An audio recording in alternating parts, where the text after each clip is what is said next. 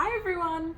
For today's video, I'm going to tell you my dirty secret of how I cheat on my Thermomix. So as much as I love my Thermomix, there is no denying that. There are a few other little kitchen gadgets that I also love. And the first is my food processor.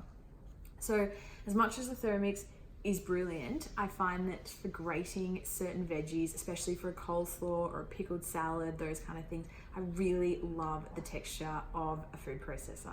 So it does get a bit of a workout. But you don't need to go out and spend a whole lot of money on a food processor if you don't already have one. A V-slicer, which will cost you significantly less, does an excellent job. So I highly recommend adding one of those to your little kitchen cabinet.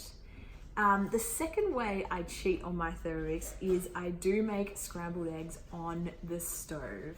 Now I know there are lots of Thermomix recipes for scrambled eggs. My mum is a big believer that scrambled eggs are to be done in the Thermomix, but to be honest, I just think it is a better result and it's easier to clean up when I use the old fry pan on the stove.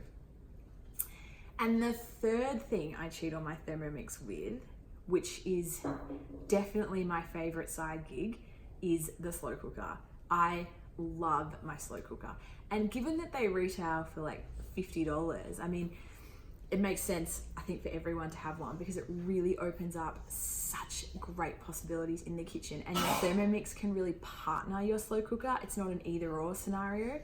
So for example, I might do a big curry in the slow cooker that I'll cook overnight or cook during the day while I'm at work, so it's ready when I get home.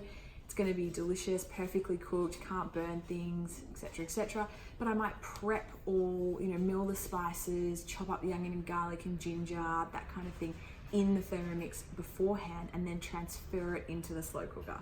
So even when I'm using my slow cooker, my Thermomix is still getting a gig and they complement really nicely.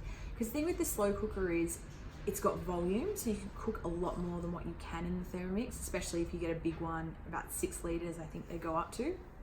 Secondly, as much as I love quick recipes, nothing beats walking in the door and dinner is literally ready. Like your slow cooker goes on in the morning, you walk in the door, it's on a keep warm setting, and your curry or your rice dish or your pasta sauce, whatever it is, it's literally done. I mean, that's just such a refreshing feeling. So from that perspective, it does have a lot of convenient applications. And also you can put your oats on the night before, go to bed, wake up in the morning, having done no work at all, your oats are perfectly cooked. So slow cooker is a special favorite of mine.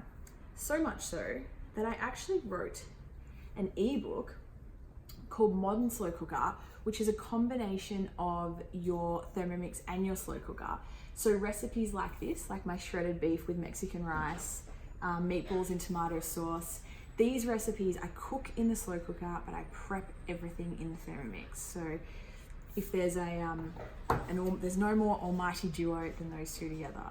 So I hope you find this handy, and remember, your Thermomix is brilliant, but it doesn't have to be the absolute only thing you use. There's a lot of little partnerships that can really make cooking quicker, easier, and vastly more enjoyable. Thank you.